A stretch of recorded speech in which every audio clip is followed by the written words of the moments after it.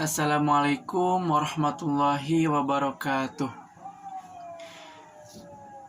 Perkenalkan, saya dari kelompok 1.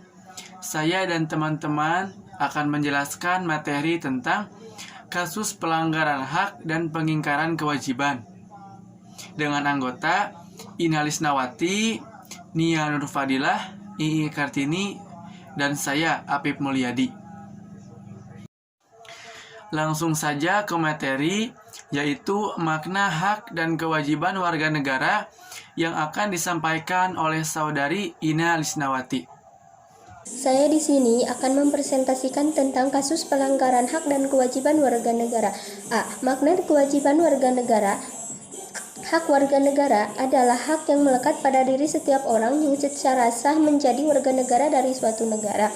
Kewajiban warga negara adalah tindakan atau perbuatan yang harus dilaksanakan dengan penuh tanggung jawab oleh warga negara, sesuai dengan peraturan perundang-undangan yang berlaku di negaranya. B. Substansi hak dan kewajiban warga negara dalam nilai-nilai Pancasila. Nilai dasar, nilai yang bersifat tetap dan melekat pada kelangsungan hidup negara tersebut. Contoh, nilai ketuhanan, nilai kemanusiaan, nilai persatuan, nilai kerakyatan, nilai keadilan. Nilai instrumental, pengelompokan nilai-nilai dasar yang dibentuk peraturan tertulis dengan berupa UU NRI 1945 dan peraturan di bawahnya sesuai dengan tata uraian peraturan perundang-undangan. Contoh, kewarganegaraan, kesamaan kedudukan dan hukum pemerintahan, pekerjaan dan penghidupan yang layak bagi manusia, bela negara, dan lain-lain. Nilai praktis, wujud implementasi nilai-nilai instrumental yang berupa sikap dan tindakan. Contoh, saling menghormati antar umat beragama, saling mencintai sesama manusia, menempatkan kepentingan bangsa dan negara di atas kepentingan pribadi atau. Dan selanjutnya adalah substansi hak dan kewajiban warga negara dalam Pancasila yang akan disampaikan oleh Nia Nurfadilah. Ini akan mempresentasikan tentang substansi hak dan kewajiban warga negara dalam Pancasila. Pancasila sebagai ideologi negara dan falsafah hidup bangsa Indonesia sesungguhnya mengandung 3 macam nilai, yaitu nilai dasar, nilai instrumental, dan nilai praktis. Nilai dasar merupakan cita-cita atau tujuan yang bersifat universal atau menyeluruh. Nilai-nilai dasar dari Pancasila tersebut meliputi nilai ketuhanan yang Maha Esa, nilai kemanusiaan yang adil dan beradab, nilai persatuan Indonesia, nilai kerakyatan yang dipimpin oleh hikmah kebijaksanaan dalam permusyawaratan perwakilan, dan nilai keadilan sosial bagi seluruh rakyat Indonesia. Poin pertama, nilai ketuhanan. Keyakinan bangsa Indonesia terhadap Tuhan mengarahkan kita gambaran sebuah negara yang membuat warga negaranya bebas memeluk agama, menghormati dan tidak memaksakan atau berlaku diskriminatif antar umat beragama. Poin kedua, nilai kemanusiaan. Penerapan nilai kemanusiaan dalam negara Indonesia terlihat dari saling menghargai satu sama lain seperti yang kamu ketahui. Indonesia adalah negara kepulauan yang memiliki berbagai macam suku, budaya, dan agama. Poin ketiga, nilai persatuan. Bersatu adalah salah satu cara agar Indonesia kita menjadi bangsa yang kuat walaupun memiliki latar belakang suku, budaya, ras, dan agama yang berbeda. Kita tetap harus bersatu untuk meraih cita-cita negara. Poin keempat yaitu nilai kerakyatan. Sebagai warga negara Indonesia, kita mempunyai kedudukan, hak, dan kewajiban yang sama. Walaupun memiliki hak masing-masing, kita sebaiknya juga harus memperhatikan kepentingan bersama. Dan nilai yang terakhir adalah nilai keadilan. Tujuan dari bangsa Indonesia adalah menciptakan kesejahteraan sosial baik sandang maupun pangan tanpa adanya kesenjangan, baik dari segi sosial, ekonomi, budaya maupun politik sehingga keadilan dapat diwujudkan. Dan yang selanjutnya yaitu adalah kasus pelanggaran hak dan pengingkaran kewajiban warga negara yang akan disampaikan oleh Ii Kartini. Baiklah, saya di sini akan menjelaskan materi tentang kasus pelanggaran hak dan pengingkaran kewajiban warga negara. Di kegiatan pembelajaran 1 dan 2, kita dapat mengambil kesimpulan bahwa negara sangat menjamin warga negara dalam memperoleh haknya dan melaksanakan kewajibannya sebagai warga negara.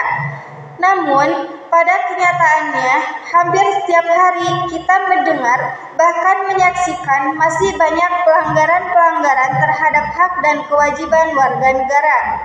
Pelanggaran terhadap hak dan pengingkaran kewajiban sebagai warga negara biasanya disebabkan oleh faktor-faktor sebagai berikut. 1. Sikap egois dan mementingkan diri sendiri. Egoisme merupakan motivasi untuk mempertahankan dan meningkatkan pandangan yang hanya menguntungkan diri sendiri. Perilaku seperti ini bisa terjadi di lingkungan rumah, sekolah, dan masyarakat.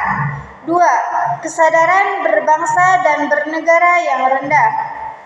Kesadaran berbangsa dan bernegara mempunyai makna bahwa individu yang hidup dan terkait dalam kaidah dan naungan di bawah Negara Kesatuan Republik Indonesia harus mempunyai sikap dan perilaku diri yang tumbuh dari kemauan diri sendiri yang dilandasi keikhlasan atau kerelaan bertindak demi kebaikan bangsa dan negara Indonesia. 3. Tidak toleran. Sikap tidak toleran berarti suatu sikap yang tidak memperlihatkan adanya saling menghormati dan menghargai antar kelompok atau antar individu, baik itu dalam masyarakat ataupun dalam lingkup yang lain. Diskriminasi muncul ketika sikap toleransi tidak terjadi. 4. Penyalahgunaan kekuasaan.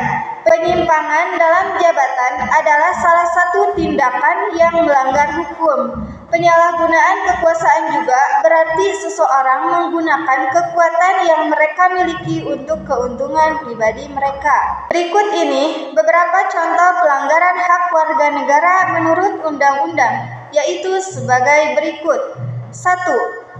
Penangkapan dan penahanan seseorang demi menjaga stabilitas tanpa berdasarkan hukum. 2. Penerapan budaya kekerasan untuk menindak warga masyarakat yang dianggap ekstrim dan dinilai oleh pemerintah mengganggu stabilitas keamanan yang akan membahayakan kelangsungan pembangunan. 3.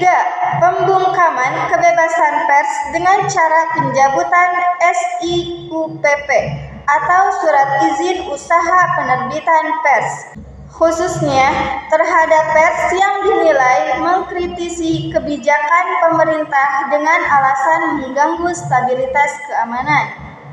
4. Menimbulkan rasa ketakutan di masyarakat luas terhadap pemerintah karena takut dicurigai sebagai oknum pengganggu stabilitas atau oposan pemerintah ekstrim. Hilangnya rasa aman ini merupakan salah satu bentuk pelanggaran hak asasi warga negara. 5. Pembatasan hak berserikat dan berkumpul serta menyatakan pendapat karena dikhawatirkan akan menjadi oposan atau golongan oposisi terhadap pemerintah. Selain contoh pelanggaran terhadap hak warga negara, berikut akan diberikan salah satu contoh pengingkaran kewajiban. Pengingkaran kewajiban terjadi ketika seseorang yang telah diberi kewajiban tidak menjalankan kewajibannya sebagai warga negara. Contoh yang sering terjadi di Indonesia adalah mengingkari kewajiban membayar pajak, padahal pajak dipungut pemerintah berdasarkan norma-norma hukum untuk menutup biaya produksi barang-barang dan jasa kolektif demi mencapai kesejahteraan umum. Contoh lainnya adalah tidak mentaati peraturan lalu lintas, merusak fasilitas umum, membuang sampah sembarangan, dan lain-lain. Banyak sekali orang yang tidak memperhatikan kewajibannya, padahal ini harus ditunaikan sebelum seseorang menerima dan mempertanyakan haknya. Sebaliknya, kita juga lebih mengenal hak warga negara daripada kewajiban warga negara, hak asasi manusia daripada kewajiban asasi manusia. Orang yang tidak melaksanakan kewajibannya disebut mengingkari kewajiban atau pengingkaran dan pelanggaran kewajiban warga negara. Dan yang terakhir yaitu penanganan pelanggaran hak dan pengingkaran kewajiban warga negara yang akan disampaikan oleh saya, Apip Mulyadi. Dan yang terakhir yaitu penanganan pelanggaran hak dan pengingkaran kewajiban warga negara. Penanggulangan upaya dalam perlindungan terhadap pelanggaran HAM dan hak warga negara adalah melalui peradilan. Peradilan yang kuat akan memberikan perlindungan yang baik terhadap warga negara dan berdampak positif terhadap tindakan-tindakan yang menjurus kepada pelanggaran hak warga negara.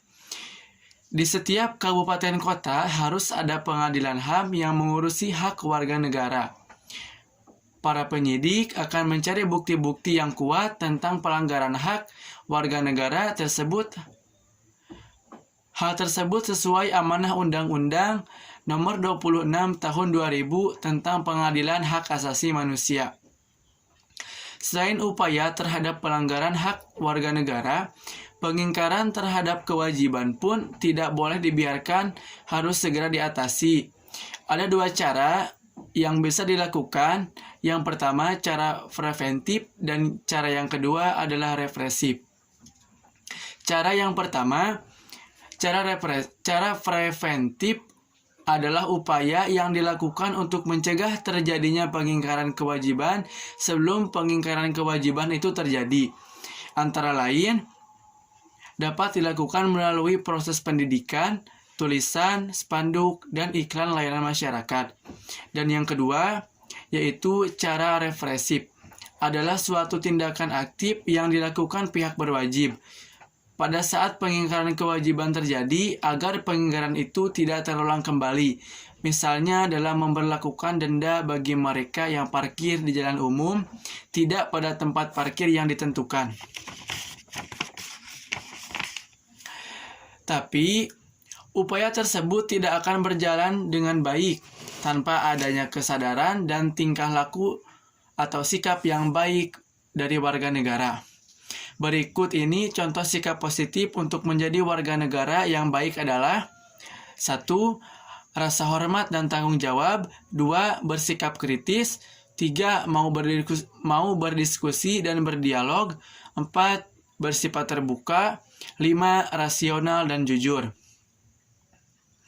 Cita-cita luhur bangsa Indonesia adalah setiap bangsa Indonesia yang mempunyai jiwa warga negara yang baik. Dengan kita menyadari setiap orang memiliki hak dan kewajiban yang sama, maka kita tidak akan melakukan pelanggaran hak dan pengingkaran kewajiban sebagai warga negara Indonesia.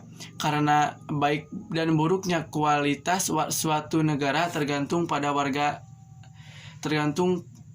kualitas warganya. Sekian presentasi dari kelompok kami. Mohon maaf atas segala kesalahan dan kekurangan. Wassalamualaikum warahmatullahi wabarakatuh.